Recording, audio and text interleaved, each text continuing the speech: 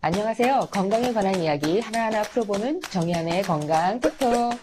한의사 정의안입니다. 자율신경 실조증은요, 이 자율신경계와 관련된 교감, 부교감 신경계 이상으로 발생하는 증후군입니다. 그리고 이 증상의 범위가 워낙 넓어서 내분비계, 심혈관계, 호흡기계, 소화기계, 비뇨생식기계, 또 체온조절계, 통증조절계 같은 신체의 광범위한 기능을 총망라하기 때문에 이 진단도 어렵고 치료도 쉽지 않습니다. 자, 오늘은 이 자율신경 실조증 제대로 치료한다는 것이 뭔지에 대한 이야기입니다.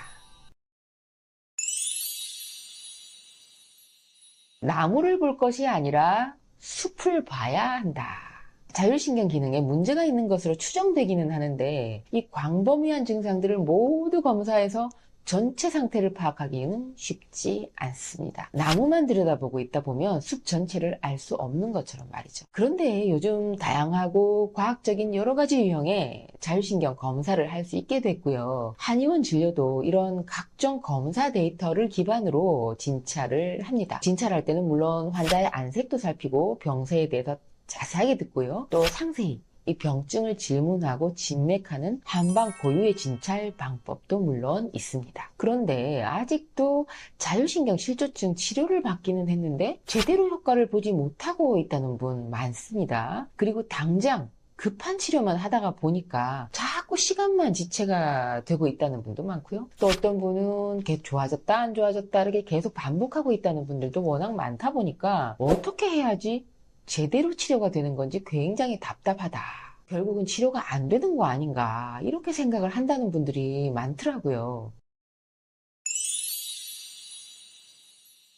자율신경 실조 치료를요, 장기간 하게 되는 경우는 이걸 당장 증상 개선에만 목적을 두고 증상 하나하나만 조절하는 이 대증 치료하면서 그냥 시간 보내는 경우가 가장 많습니다. 워낙 증상들이 많아서 뭐 어느 거 하나 가벼운 것이 없죠. 환자 입장에서는 정말 하나하나 즉시 즉각 증상을 없애고 싶은 마음이 사실이죠. 그러다 보니까 수면 유도제, 수면제, 신경 안정제, 진통제, 소화제, 정장제 이런 약물들 또는 주사제 이런 것들 여러 가지로 복용하고 주사 맞으면서 버티게 되는데요. 이렇게 조절하다 보면 나중에는 이런 약이나 주사의 효능을 제대로 발휘하지 못하게 되고요. 결국은 더 실망스럽죠. 그래서 이 대증 치료에 치중하느라고 소모한 시간을 되돌릴 수는 없다는 거죠.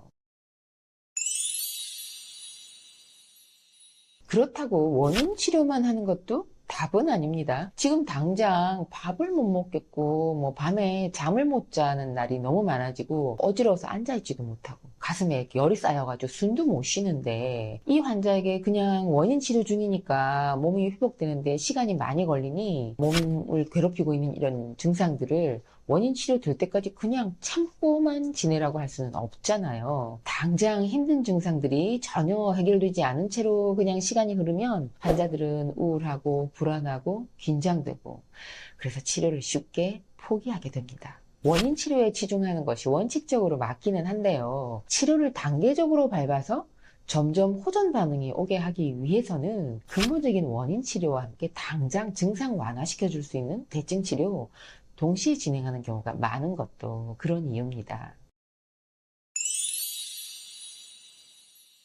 대증 치료, 원인 치료 이런 거 상관없이 어떻게든 치료가 잘 되고 빠른 효과를 보기 위해서는요.